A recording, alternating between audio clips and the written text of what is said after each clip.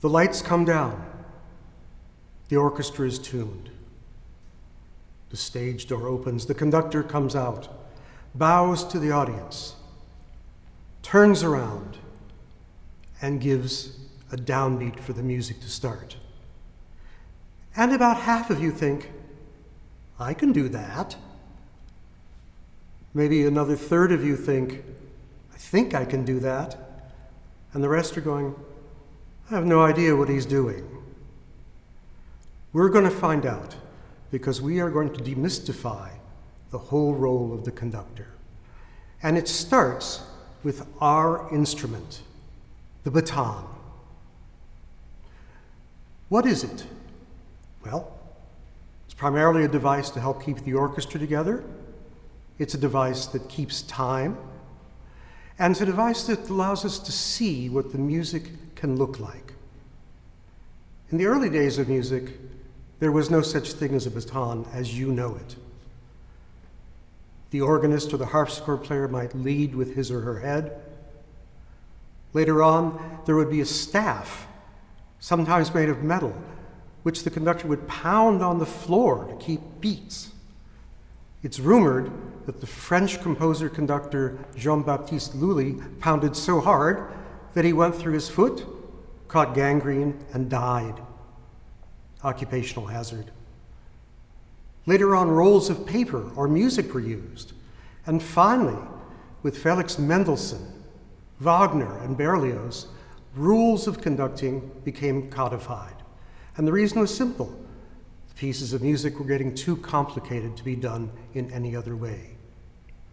We still needed something, though, to show everyone how the beats would work. Batons vary. For some, they have a bulb on the end. You hold it like this.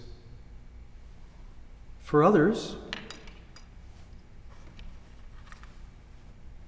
pencil is perfectly fine. For me, I use a baton that's more or less straight. And the reason I do that is because I like the balance of the baton. If I hold it from this point, there's a natural balance between the weighted end and the longer end. And that means, when I hold it as a conductor, it's as if I had nothing there. Do we need a baton at all? No. Many fine conductors have done without the baton. Others have gone so far as had some made that were 2.5 feet long. It all depends on what you are comfortable with. How do we hold it? Well, I do it this way. Some people hold it this way. Some people hold it at the very end. It's all up to you. It doesn't matter. The baton is simply a means to show the orchestra what you want. And when I said, do we need the baton? I'm going to let you in on a secret. Watch.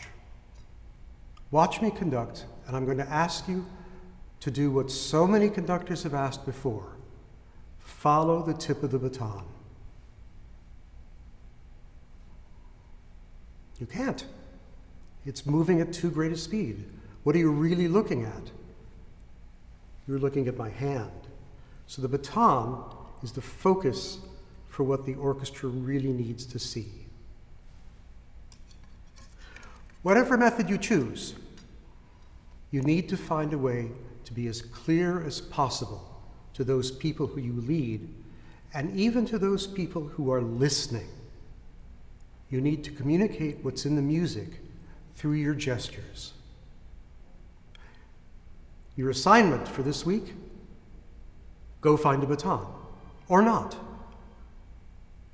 Choose whatever is appropriate for you.